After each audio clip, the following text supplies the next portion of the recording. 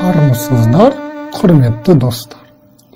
Менің атым Серікбаев Сырым, және бүгін біз ислам философиясы турасында әңгімемізді жалғастырамыз.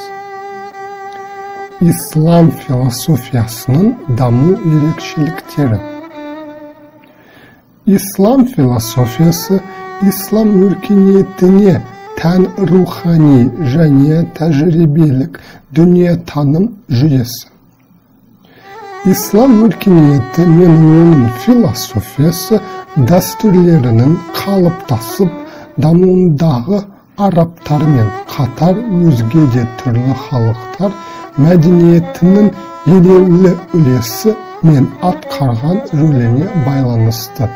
Бұл құбылысқа анықтама беру кезінде түрлі әдебиеттерде араб тілді философия, араб-мұсылман философиясы, араб философиясы, исламдық шығыс философиясы деген тәрізді атаулар жиі қолданылады. Ислам өркениетінің өзіндік сипатты және айрықша ерекшелігі ислам дінімен тікелей байланысты. Ислам философиясы мұсылмандардың қасиетті кітабы Құранда тұжырымдалатын дүниені қабылдау ауқымында қалыптаса келіп, ислам өркениетінің жалпы мән мазмұнын бейнеледі. Ислам философиясының даму жолына қарағанымызда мынадай негізгі философиялық ағымдардың пайда болғанын көреміз. Дархилюгу философиялық материализмнің уәкілдері.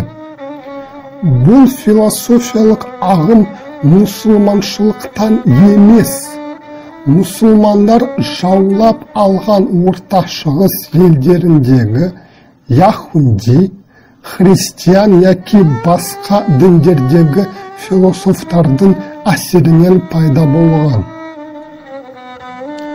Басты өкілдері Абу Али Рижа, Абу Иса Аль-Варақ, Башар ибн Бурд және Ахмед Аль-Рауанди.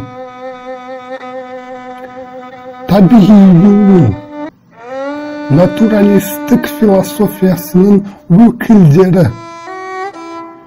Мутазиланың рационалды мен философиясының дамыған түрі болып саналады. Бұларды эмпиристер десе де болады. Негізгі өкілдері Аль-Сирахси, Абу Бәкір Аль-Рази. Тіл және аналитикалық философия. Құран кәрім аяттары мен хадистердің мағыналарын дұрыс түсіну үшін араб тілінің морфологиясы және синтаксы жөнінде көптеген жұмыстар жасалған. Осы салада қомақты еңбектер жазған ғалымдар Абу Бишр Аль-Басри, Абу Муса Джабир ибн Хайян, Абу Абдурахман Аль-Халил ибн Ахмед, белгілі хаким Абу Хамза Аль-Исфахани. Оларды Аль-Фалясифатун Нахиюн, яғни тіл білімі саласының хакімдері деп атаған. Метафизикалық философия Илахиюн деп аталған осы топтан Якуб ибн Исхак Аль-Кинди, Мухаммед Абу Наср Аль-Фараби және Абу Хамид Мухаммад Аль-Ғазали сияқты машхур ойшыларды айтуға болады. Аль-Кинди еңбектерінде неоплатонист, аристотельші, ағымның ақыл теориясын дамытқан. Көптеген философиялық еңбектердің авторы жерлесіміз Аль-Фараби кейінірек Ишракиюн деп аталған шығыс философиясын жасау қажеттігі туралы алғаш рет пікір білдірген хакім, ойшыл.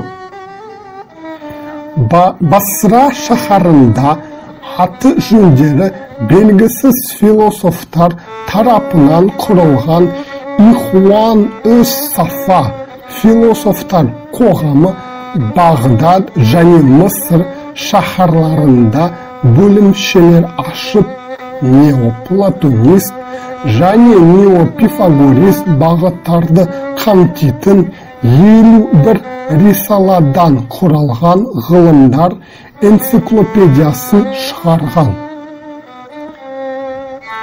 Шығыс философиясын жеке сала ретінде дамыту жолында ең сүбелі жұмысты жасаған хакімдердің қатарынан Ибн Сина ерекше атауға тұрарлық тұлға. Ол мантиқ Машрикиин және Аль-Хикмат Машрикия шығыстықтардың даналықтары атты еңбектерді жазған. Аль-Ғазали еңбектерінде неоплатонизм мен аристотелизмге қарсы пікірлер айтылған. Ғалым философиясыны дін. Аль-Ғазали еңбектерінде неоплатонизм мен аристотелизмге қарсы пікірлер айтылған. Ғалым философияны діни шеңберде пайдаланып, Аль-Ашаридің калам жүйесін негізге алған. Осымен хабарымыз аяқталды.